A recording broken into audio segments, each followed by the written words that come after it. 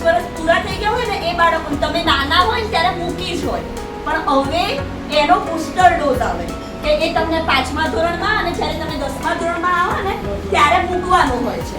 એ શું હોય ખબર છે? ધનુને તમે લોકો પડી જાઓ ત્યારે તમને વાગે, લોખંડ વાગી જાય, લાકડું વાગી જાય, એ વખતે તમે જો રસી ના લીધી હોય તો તમને ધનુર ઉપડે, અને એ ઉપડે ને એનાથી શરીરને બહુ તકલીફ થાય, છેલ્લે બાળક ત્યાં મરી જાય ત્યાં સુધી પહોંચી જાય ધનુર. પણ તમે બધાએ રસી લીધેલી હોય ને તો તમને ધનુર ઉપડે નહીં. તો એ ના ઉપડે ને એના માટે રસી અપાવવાની. એટલે કેવું, તમને વાગે ને પછી તમે દવાખાને જાઓ પહોંચો ત્યાં સુધીમાં તમે રસી લીધેલી હોય તો તમને ધનુર ઉપડે નહીં. પછી દવાખાને જાઓ, ડ્રેસિંગ કરે, પછી તો ડોક્ટર મૂકી જ દેતા હોય છે ટીટેનસનું ઇન્જેક્શન, પણ એના પહેલા તમને ના ઉપડે ને એના માટેની આ રસી છે, બીજા કશા માટેની રસી નથી. અને નાના છોકરાઓ બાલવાટિકા વાળાને ટીપીટીની હોય છે, એટલે કે એમને પર્ટુસિસ વારે કરીએ ડિપ્થેરિયા, પર્ટુસિસ અને ટીટેનસ, એટલે એમાં એમને ધનુર આવી જાય, ડિપ્થેરિયા રોગ આવી જાય અને પર્ટુસિસ કે જે એનો બૂસ્ટર ડોઝ જ હોય છે. એ લોકોને 1.5 વર્ષના થાય ત્યારે પણ એ રસી મૂકેલી જ હોય. પણ એ લોકો આંગણવાડીમાં જાઓ છો ને બધા, મમતા દિવસ થાય ત્યારે જાઓ છો ને, તમારા મમ્મી લોકો તમને નાના હતા ત્યારે લઈને ગયા હતા અને એ વખતે એ રસી મૂકી હતી, પણ એ રસીનો બૂસ્ટર ડોઝ મૂકવાનો હોય છે. એટલે એ તમને લોકોને સ્કૂલમાં મૂકતા હોય છે. એટલે તમારા ઘરે મમ્મી લોકોને, પપ્પા લોકોને જાણ કરવાની કે અમારી સ્કૂલમાં આ રીતે રસીનો પ્રોગ્રામ છે.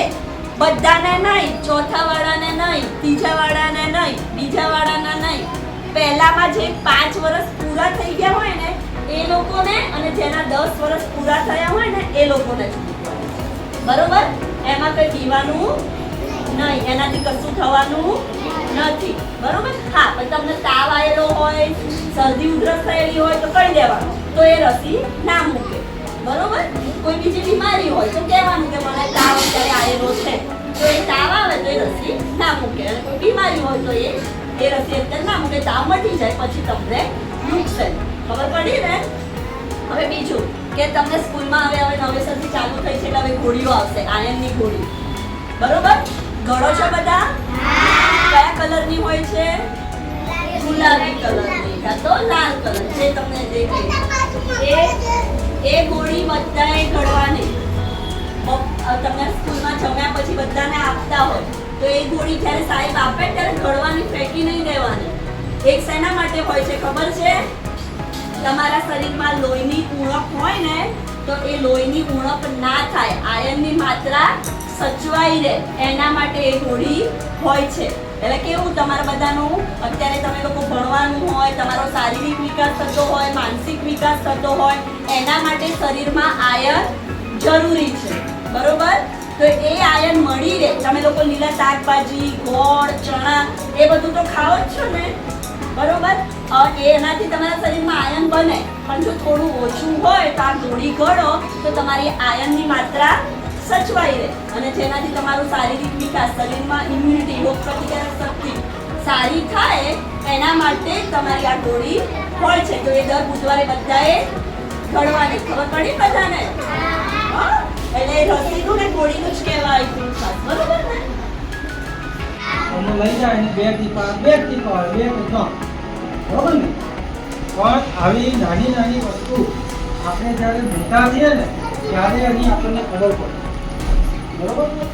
એટલે કશાથી બીમાર નહીં. તમને તાવ આવે પછી પેટમાં દુખતું અથવા તો બીજું કશું થાય ત્યારે તમને ડૉક્ટર પાસે લઈ જાય તો ઇન્જેક્શન બધું માર્કેટ બધી તરફ કોમન રીતે કાંઈ માર્કેટ કરાવેલો તો જરૂર હોય ત્યારે ડૉક્ટરને કરવું પડે. આ જે છે એ થાય જ નહીં. એના માટે આ જે ગોળી આપવાની છે, જે રસીની વાત કરીએ છીએ એના માટે છે. આપણને મોટા થઈને એવું થાય જ છે તો થાય નહીં એ કરવું સારું, થયા પછી કરવું સારું? હે? થાય નહીં એ કરવું સારું ને? બરાબર ને? એના માટે એના કંઈ કાયમ થોડી લેવાની. વર્ષમાં 1 વાર હોય, કેટલી વાર હોય? અને વર્ષમાં નહીં, એમ તો 2-5 વર્ષે. આ ધનુનું ઇન્જેક્શન તમારે 10 વર્ષ પૂરા થાય ત્યારે હોય, પછી બીજા વધારવાનું મૂકવાનું છે ના, એ જ્યારે પાછળમાં આવશે ત્યારે.